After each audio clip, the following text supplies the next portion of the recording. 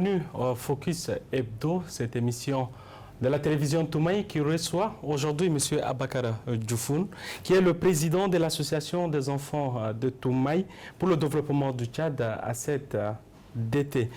M. Abakar Djoufoun, soyez le bienvenu sur ce plateau de Focus Hebdo. Merci, avec beaucoup de plaisir. De l'autre côté, nous resterons toujours sur l'association des enfants de Toumaï pour le développement du Tchad à cette d'été, où nous recevons M. Hamid Suleiman, qui est le chargé des affaires culturelles et artistiques de la cette d'été. M. Hamid, soyez le bienvenu sur ce plateau. Merci. Nous allons discuter avec mes invités aujourd'hui de 72 heures de la littérature tchadienne. C'est une initiative de cette organisation, l'association des enfants de Toumaï. Monsieur Abakar Djoufoun, d'entrée de jeu, parlez-nous d'abord de votre association. Et donc bonjour ou bonsoir à tout le monde. Et d'abord je remercie la télévision pour cette occasion. Et l'association des enfants de Toumaï pour le développement du Tchad est créée en 2017.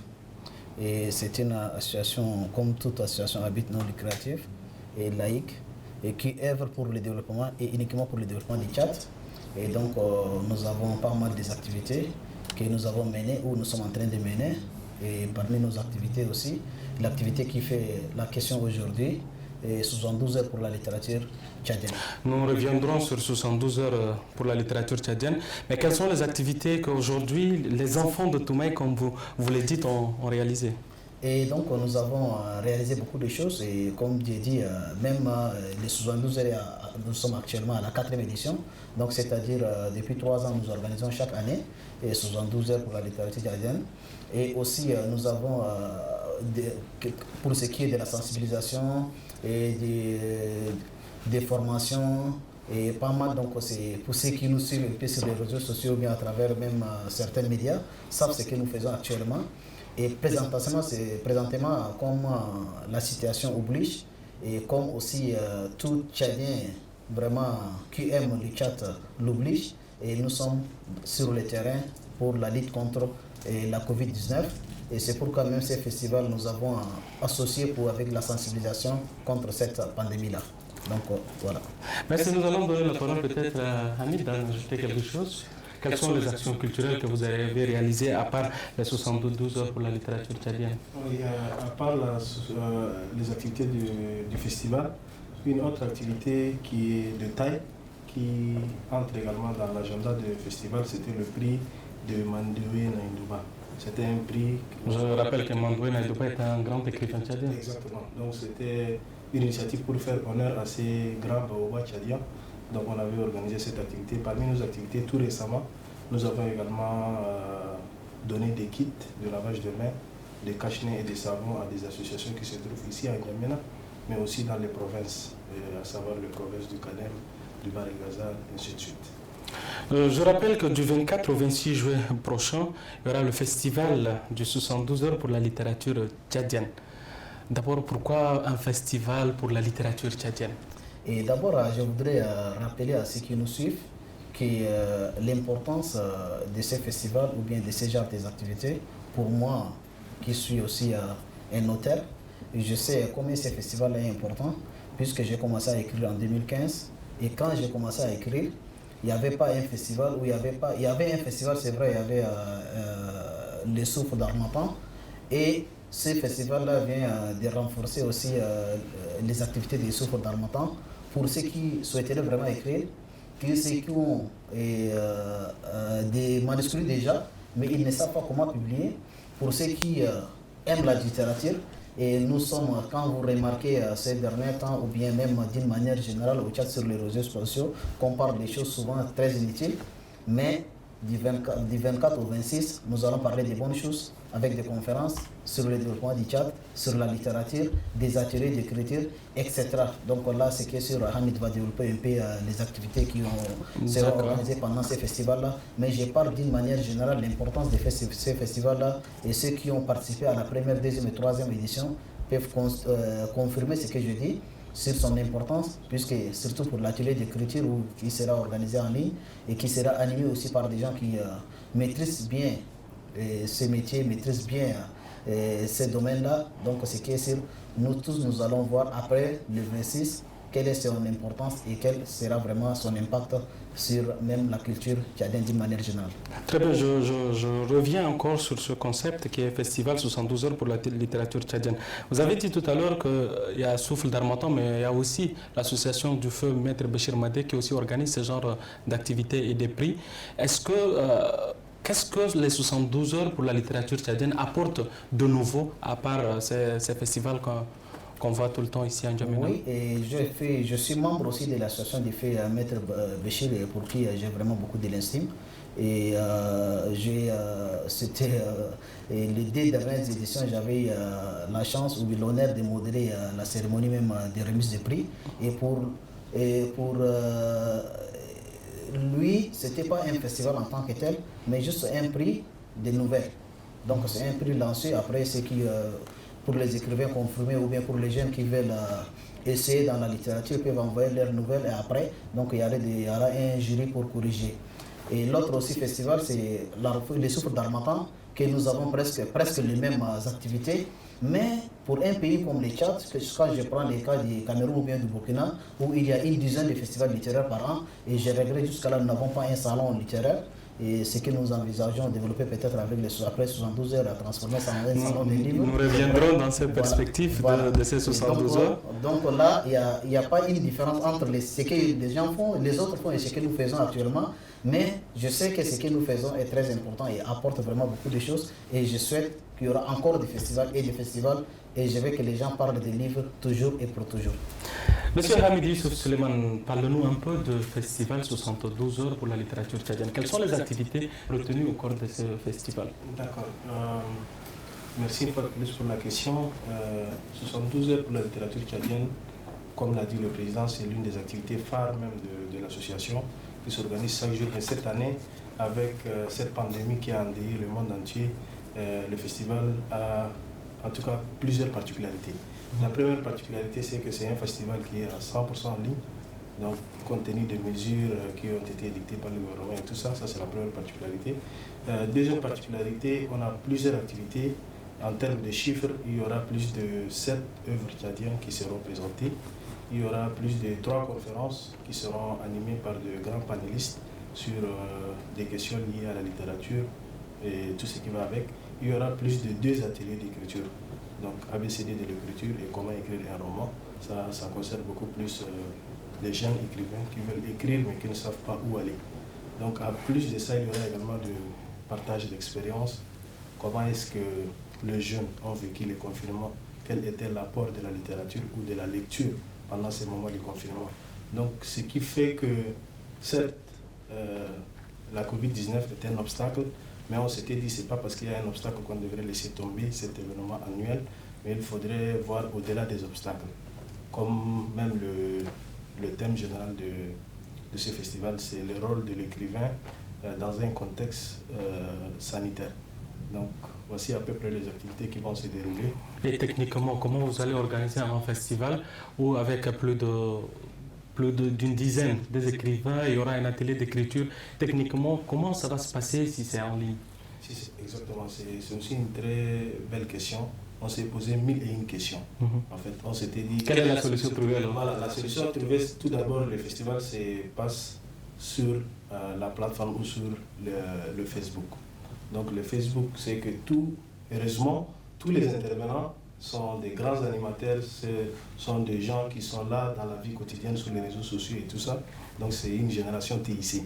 Donc ce qui fait que c'est facile. Donc l'invitation se fait juste sur Facebook. On les prend, on les partage sur notre page A7 qui est suivie par plus de 1000 abonnés.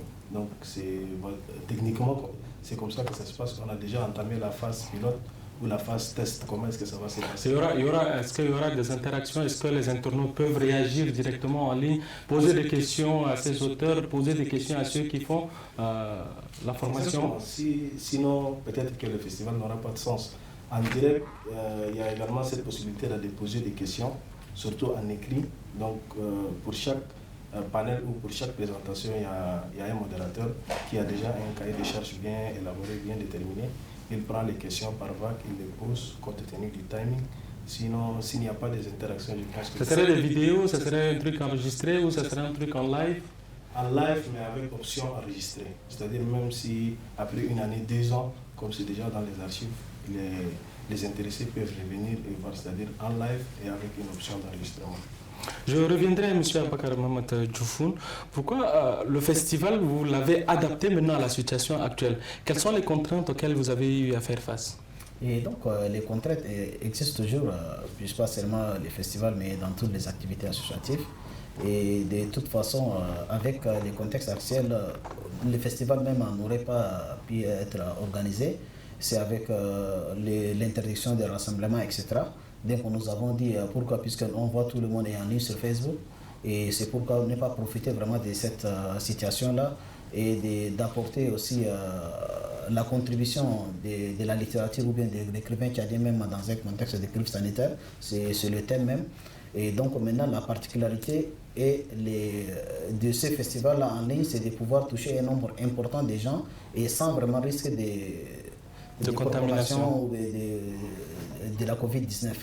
Et maintenant, les contraintes, c'est vrai, nous n'avons pas eu, je ne sais pas de quelles contraintes exactement, mais heureusement, tous les intervenants ont accepté d'intervenir gratuitement et avec plaisir, ce qui me fait beaucoup de plaisir.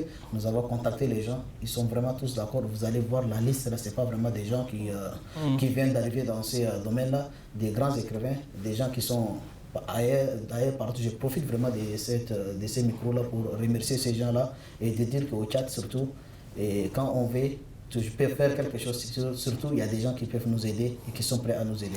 Parlons effectivement de ces gens. Quels sont les auteurs aujourd'hui retenus? On a écouté tout à l'heure M. Hamid nous parler de 7 auteurs. Quels sont ces auteurs-là? Pour nos téléspectateurs qui nous suivent, ils ont envie de connaître ces auteurs. Et donc là, je voudrais signaler que les gens peuvent aller sur notre page Facebook à l'Association des enfants de Toumaï pour le développement du Tchad, ou bien mon compte personnel Abakar Djoufoun, ou bien Hamid Youssou pour voir les programmes complets, pour que quand je commence à citer, peut-être j'oublie certains noms, mais je vais citer quelques-uns. Il y aura Ali Abdraman Agar, Dr Ali Abdraman Agar, il y aura Professeur Avaskouma, il y aura Carcassonne, il y aura Brahim Guini Dadi, il y aura Clarisse Nouma, il y aura Jean Bosco Manga, Barkatao, Yousra et Bouchir Ndiaye. Donc c'est presque Youssouf Terry, Ibrahim Béchir Murtala, Brahim Rosi. Donc, mais je sais pas quand je commence. Vous avez un peu mélangé un peu la génération, la nouvelle génération, les nouveaux écrivains, les anciens. Nous, et aussi Maïdé Senamita. Donc tout le monde est là.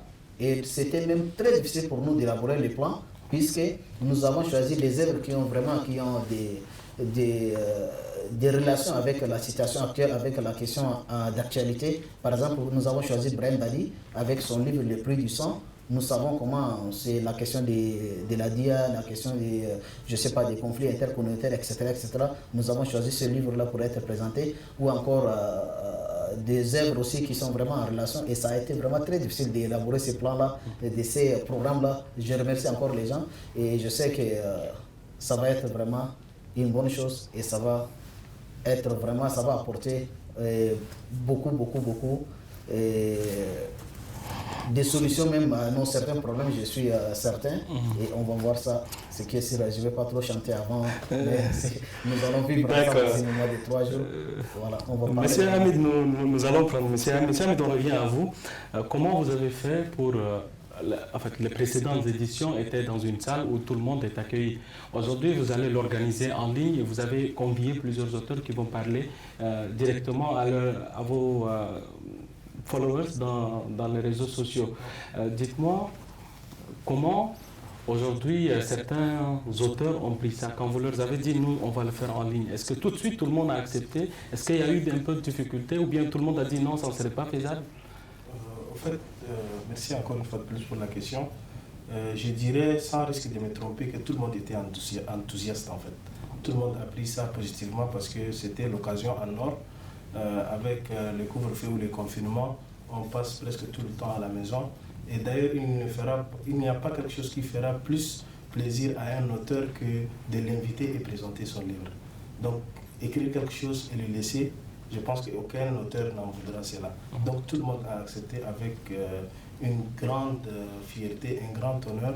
Et personnellement, ça m'a surpris, moi qui ne suis pas beaucoup plus dans ce domaine de l'écriture, bien que je suis un pseudo lecteur et tout ça, mais ça m'a beaucoup surpris cette énergie-là, cette ouverture et tout ça, ça m'a beaucoup surpris et je me dis que les gens sont animés d'une bonne volonté de vouloir vraiment changer les choses.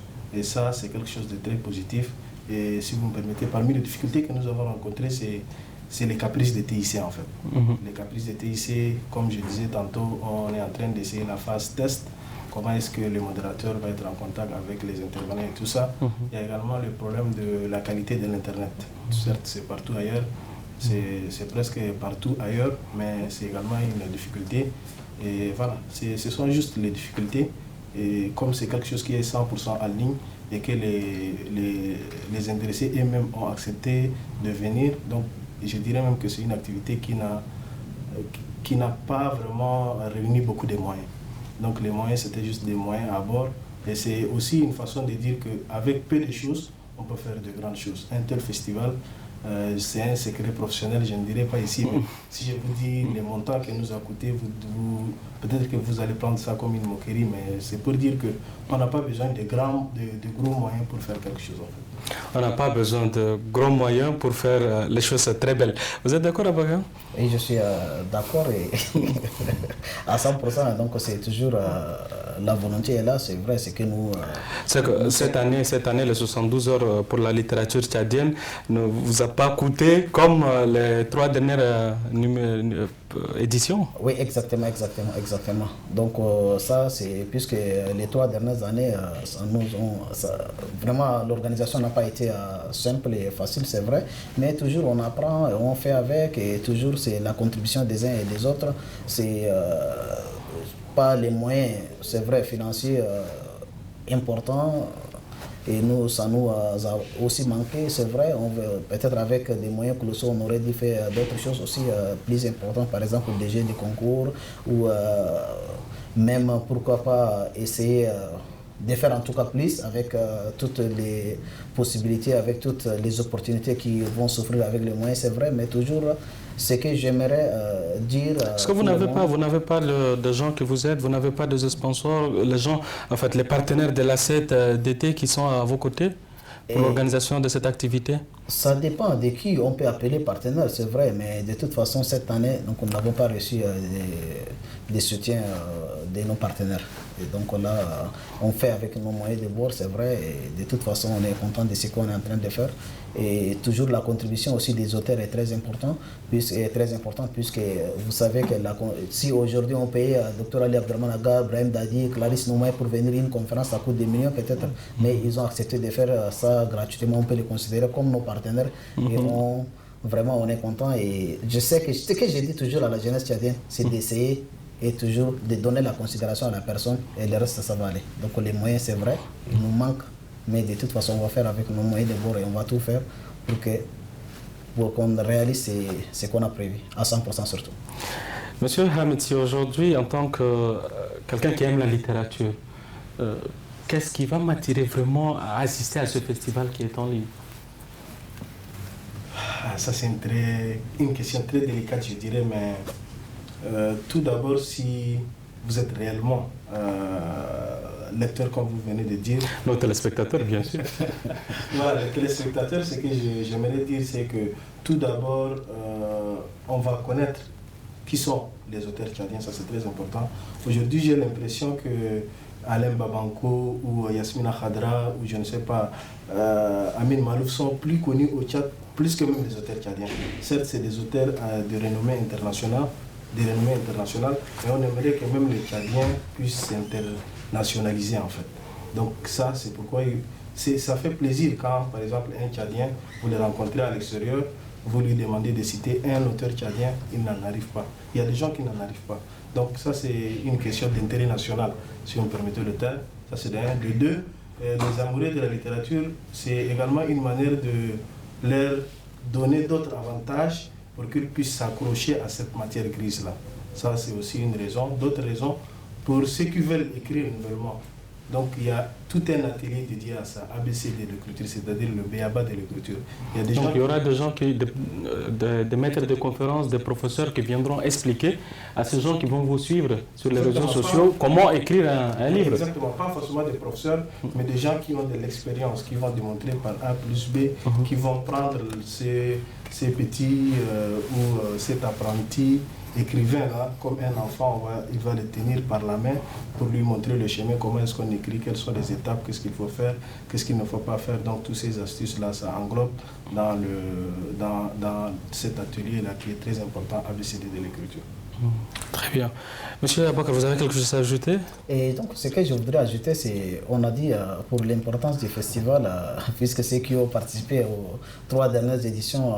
Mais cette édition, elle est toute particulière, voilà, vous le reconnaissez? Oui, c'est ça. Donc maintenant, comme je voudrais ajouter un peu ce qu'Hamid a dit par rapport à l'importance du festival, c'est vrai, pour faire la promotion de la littérature tchadienne et des œuvres tchadiennes, puisque nous savons que les œuvres tchadiennes ne sont pas vraiment lues.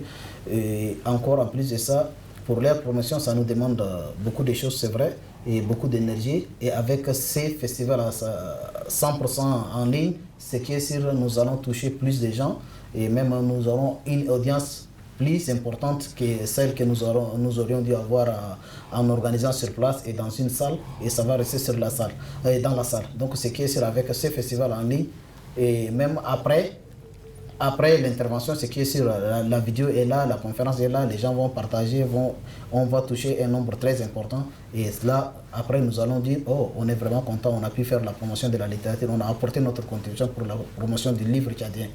Et là, c'est l'importance pour la promotion de la littérature. Après, pour les auteurs, puisque quand le plaisir d'un écrivain, ce qui lui fait vraiment du bien, c'est d'être lu. Exactement. Et là, donc, donc pour consommer un produit, il faut d'abord connaître le produit. Et avec ces festivals-là, c'est que les gens sauront qu'il y a des livres tchadiens qui sont vraiment, je ne sais pas, dans des bibliothèques, etc., dans des librairies, mais qui ne sont pas exploités. Et avec ces festivals-là, on va voir des gens qui vont s'intéresser vraiment à la littérature tchadienne et qui permet aussi aux auteurs de faire la promotion de leurs écrits. Si on a vu tout à l'heure la liste que vous avez dit des auteurs qui seront présents, on connaît Ali Abdrahman Agar, mais les restes, beaucoup ont écrit 2 ou 3 œuvres. Est-ce que c'est aussi une façon de faire la promotion de ces jeunes écrivains, les 72 heures pour la littérature tchadienne? Oui, absolument, absolument, de faire la promotion des jeunes, et aussi, puisque nous, ce qui nous intéresse plus, ce n'est pas la personne, mais c'est l'œuvre en question. Puisque par exemple, aujourd'hui, vous savez qu'Ali Abdrahman Agar est un grand écrivain, professeur Aboskouma est un grand écrivain, ou bien Brahim Dadi est un grand écrivain, mais les contenus de leurs œuvres, c'est ça les plus importants. Est-ce que vous avez choisi des œuvres bien précises pour cette édition? Nous avons choisi des œuvres bien précises. Par exemple, les larmes du combattant de Béchir Samidi. Nous savons tous que Béchir Samidi est là, mais ce qu'il a dit dans le livre, on va l'exploiter et on va faire montrer aux gens ce que Béchir a raconté dans le livre. Nous avons choisi les ministres ouvriers du professeur Aboskouma Yona. Nous allons voir les contenus du livre. Nous avons choisi le livre Le prix de la justice d'Ibrahim Béchir Mortala. Nous allons voir quel est vraiment ce prix-là. Nous avons choisi le prix du sang d'Ibrahim Dadi. On ne va pas seulement exposer le livre, on ne va pas seulement exploiter le livre, mais on va faire en sorte et faire sortir d'Ibrahim Dadi son intention et ce qui l'a poussé à écrire ce livre-là. Donc c'est ça l'importance du festival. Même après le festival, les débats vont continuer en ligne. Ce qui est avec avant même une intervention, on va poster l'intervenant et on demande aux gens, s'il y a des gens qui ont lu le livre auparavant, de poser leurs questions. On va recenser ces questions-là. Après le festival aussi, toujours la vidéo est là, la conférence est là. Ceux qui peuvent déposer, on va même encore, peut-être pourquoi ne pas revenir sur certaines interventions pour organiser encore après même le festival, pour que jusqu'à la prochaine édition, on va voir faire l'évaluation après et de voir ce que vraiment le festival a apporté. Et là, je vois l'importance, je ne vais pas vraiment faire... On en reviendra pour discuter peut-être sur ce plateau, sur ce que le festival 72 heures pour la littérature tchadienne a fait en ligne. Je reviens vers vous, M. Hamid. Quels sont les critères? Tout à l'heure, Abakar a parlé des œuvres qui ont été choisies. Quels sont les critères auxquels vous êtes basé pour choisir ces livres-là? Les critères, je ne dirais pas qu'il y a beaucoup de critères, mais tout d'abord, il y a le critère de disponibilité. Moi, en tant que membre de l'équipe qui a coordonné toutes ces activités, il faut reconnaître qu'on n'a pas eu accès à la disponibilité de la plupart des écrivains. Il arrive des fois, on les contacte 3 fois, 4 fois. Donc pour nous, c'était les critères primordiaux, c'était la disponibilité. Donc après, certes, il faut dire que comme on est en train de parler de la littérature tchadienne, on a contacté que les écrivains tchadiens qui sont beaucoup plus présents sur la scène, que ce soit nationale ou sur la scène internationale. Présent, comment expliquer? Présent comment? Présent par... vous savez, il y a il y a écrivain. Je ne vais pas entrer dans les détails. Non, tout ce qui est, non, c'est lui qui a écrit un livre dedans. Oui, c'est un écrivain, oui. Exactement. Il y a des gens qui ont écrit, on ne sait pas leur maison d'édition, ils n'ont jamais présenté. Donc pour vous, ce sont des écrivains crédibles que vous avez choisis pour vous? La question de la crédibilité est également en jeu. D'accord. Mais ce n'est pas pour autant dire qu'il n'y a que ceux qui sont choisis qui sont crédibles.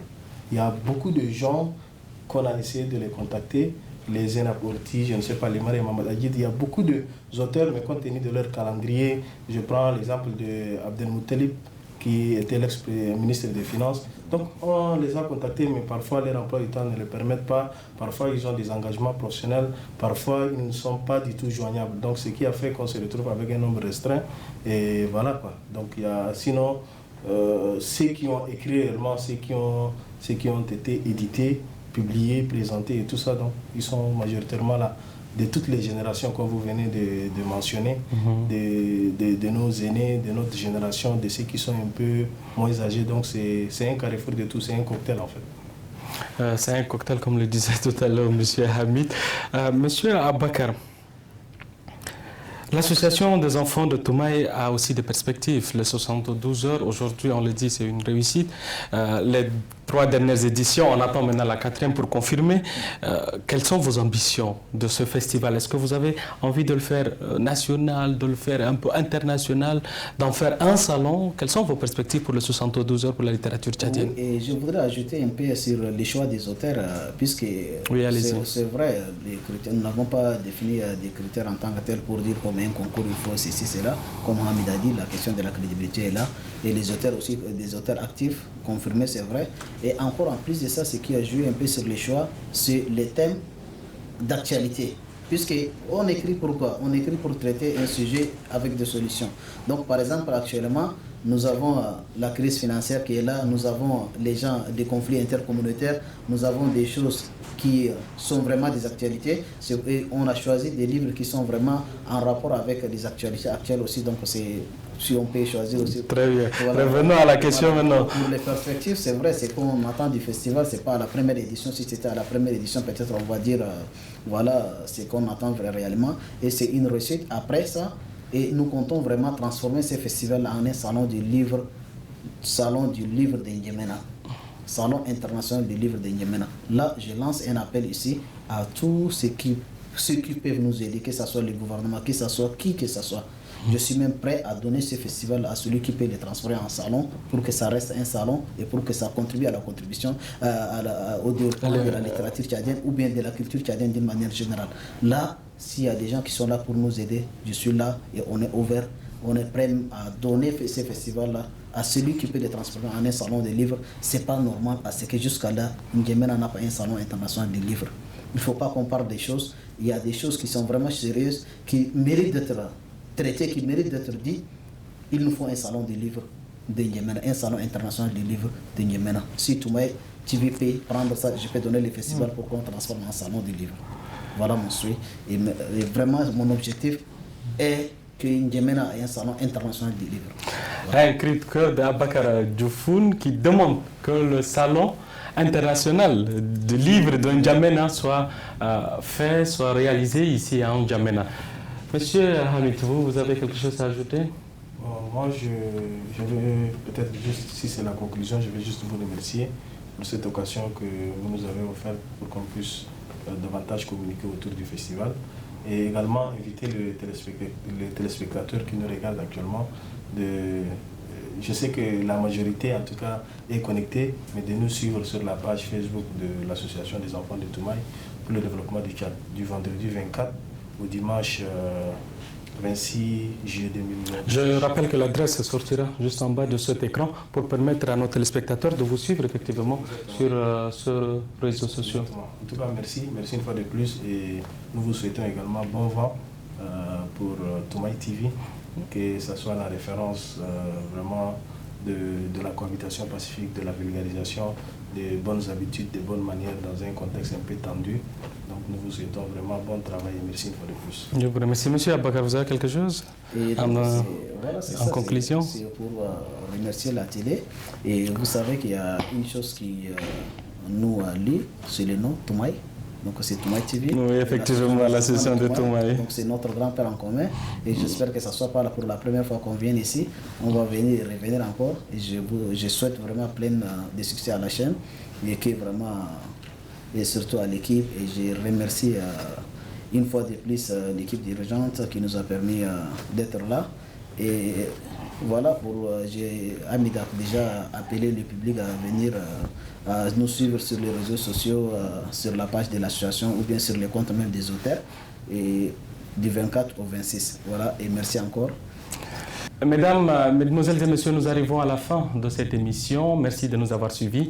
Je rappelle que nous avons eu comme invité Abakar Mahamat Djoufoun, qui est le président de l'association des enfants de Toumaï pour le développement du Tchad, et M. Hamid Youssouf Suleiman, qui est le chargé des affaires culturelles et artistiques de cette association. Nous avons parlé de leur association et aussi de leur festival, qui est le festival 72 heures pour la littérature tchadienne. Merci de rester connectés sur Toumaï TV et à bientôt.